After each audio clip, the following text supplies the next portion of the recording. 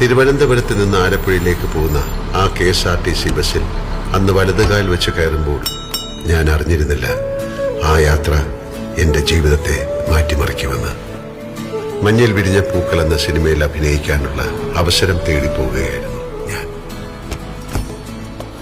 യാത്രകളുടെ വിരസത മാറ്റാൻ കൂടെയുള്ള യാത്രക്കാരുടെ അനക്കങ്ങളും ഭാവങ്ങളും ശ്രദ്ധിക്കുക, അവരുടെ മനസ്സിനുള്ളിൽ എന്താവും എന്നൊക്കെ വെറുതെ ചിന്തിക്കുക എന്നൊരു സ്വഭാവം അന്നും എനിക്കുണ്ടായിരുന്നു. ഒരുപക്ഷെ അതായിരിക്കാം ഞാൻ അറിയാതെ പഠിച്ച അഭിനയകലയുടെ ആദ്യ പാഠം. ആലപ്പുഴ ബസ് ഡിപ്പോയിലിറങ്ങി നവോദയ സ്റ്റുഡിയോയിലേക്ക് നടക്കുമ്പോൾ ആ ആനവണ്ടിയും അതിലെ മനുഷ്യനും എനിക്ക് ആശംസ പറയുന്ന പോലെ തോന്നി. അഭിനയ പരീക്ഷ കഴിഞ്ഞ് ഞാൻ മടങ്ങിയതും പ്രിയപ്പെട്ട ആനവണ്ടിയിൽ തന്നെ. പോയ ഞാനല്ലായിരുന്നു തിരിച്ചു വന്നത്. പിന്നീടുള്ള മോഹൻലാലിന്റെ ജീവിതം എന്നേക്കാൾ നിങ്ങൾക്കറിയാം.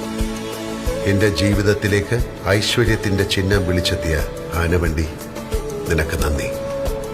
ഇതുപോലുള്ള ശുഭയാത്രകൾ സമ്മാനിക്കാൻ മലയാളിക്കൊപ്പം KSRTC എന്നെന്നും ഉണ്ടാകട്ടെ എന്ന് ഞാൻ പ്രാർത്ഥിക്കുന്നു.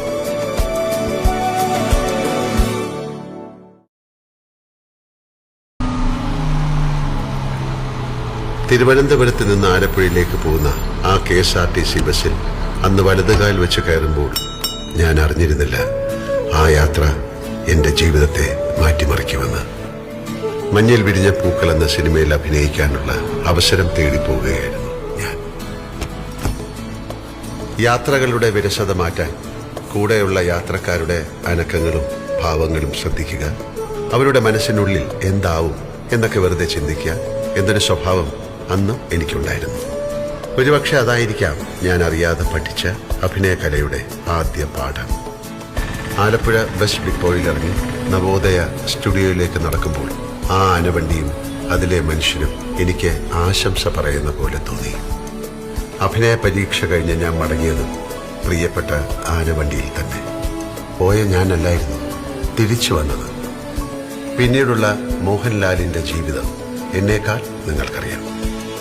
എന്റെ ജീവിതത്തിലേക്ക് ഐശ്വര്യത്തിന്റെ ചിഹ്നം വിളിച്ചെത്തിയ ആനവണ്ടി, നിനക്ക് നന്ദി. ഇതുപോലുള്ള ശുഭയാത്രകൾ സമ്മാനിക്കാൻ മലയാളിക്കൊപ്പം KSRTC എന്നെന്നും ഉണ്ടാകട്ടെ എന്ന് ഞാൻ പ്രാർത്ഥിക്കുന്നു.